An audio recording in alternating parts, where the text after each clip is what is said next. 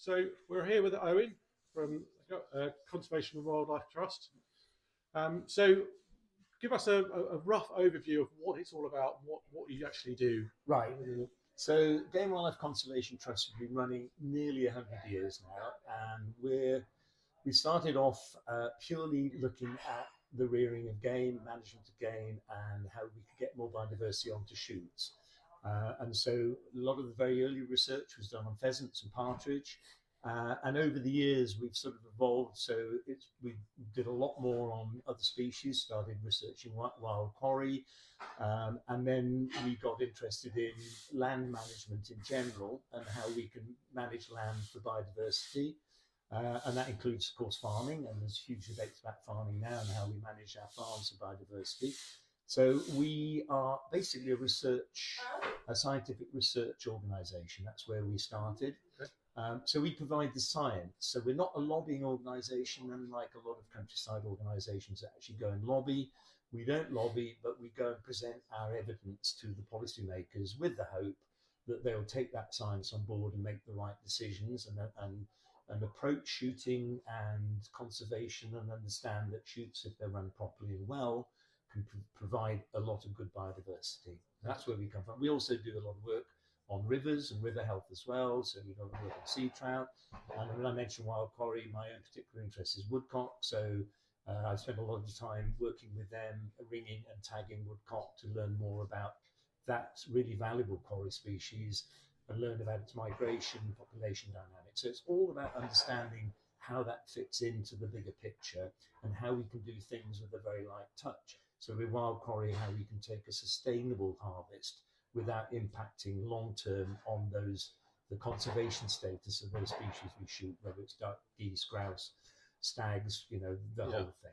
Yeah, so basically how the shooting and conservation can join together, even though we are taking the animals, doing it in the right way, the right amount, and using the funds from that to then keep the biodiversity for everything else going as well. Yeah. So the other part that when I say we do research, we also have always advised. So we advise members as well. So members are generally landowners and land managers. So we can advise them on our latest findings about how they may be able to do better, for example, with grey partridge, a species which is red listed. Yeah. That if it wasn't for shoots, we probably wouldn't have any grey partridge left in most of the UK. But because we have shoots are interested, then they put the effort in with the idea that on some places we might be able to take a sustainable harvest of grey partridge. But the great thing is that we're getting them back into the landscape. And there are certain species like grey partridge, curlew is another species, of course, we don't shoot now, but they're called indicator species. If you have those species on your land, they indicate that you're doing something right, because if they're able to survive and thrive on your land, many other species do so as well. So it's a good indicator species. That's fantastic, yeah. And so within, for people that might want to join up, I assume it's online and you can join up. Yeah. And funds help to help all this this work. Exactly. So all the research we do, and it doesn't come cheap because you're talking about people going out and doing long-term field research studying. That requires an awful lot of staff, a lot of time, a lot of equipment, and then all the analysis, and then the communication of that out to policymakers and landowners.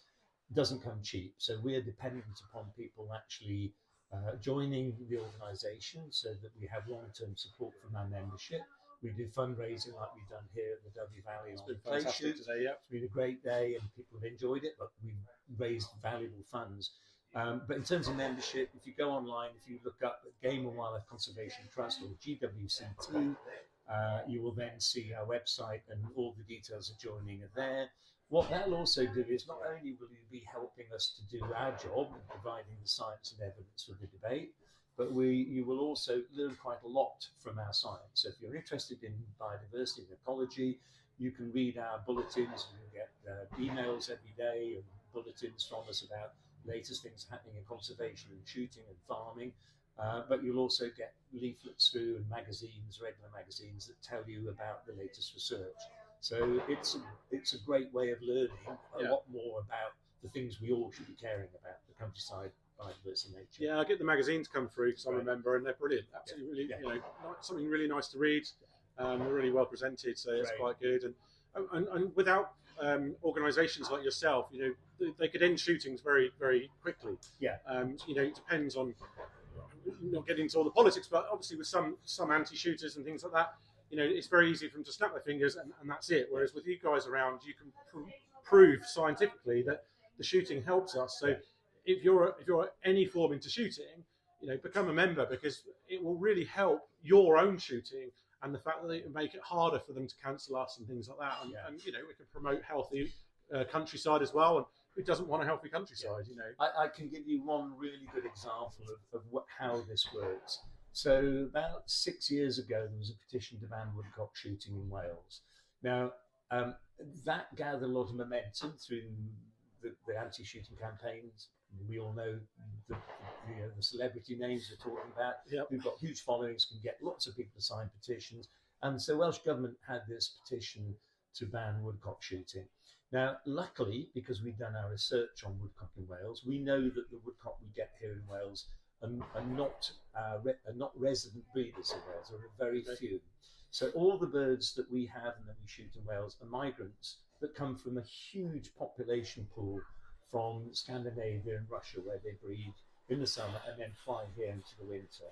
So we knew that banning woodcock shooting wouldn't affect the conservation status of UK breeding woodcock, because they don't breed here. Right. Okay. So bringing in a ban in Wales would do zero to tackle the perceived problem of the decline in woodcock in the UK.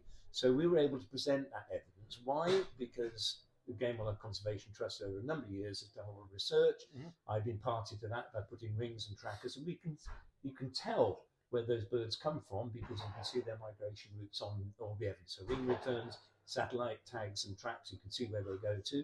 But also, we also did a lot of work on shooters taking wings and sending in the wings to us, so we could analyse stable hydrogen isotopes that give you a fingerprint of where those birds grew up, if you like. Okay. It's like a postcode almost, and you can go, well, that isn't a UK bird because those two isotopes are in the wrong mix for them to be a UK bird, because isotopes of hydrogen, you can look at a map and they have a different sort of ratio across the globe. So you can then pinpoint where that bird came from. Not accurately, like not in that field over there, but generally speaking, is it a Russian bird, is it Scandinavian, is it UK? Yeah.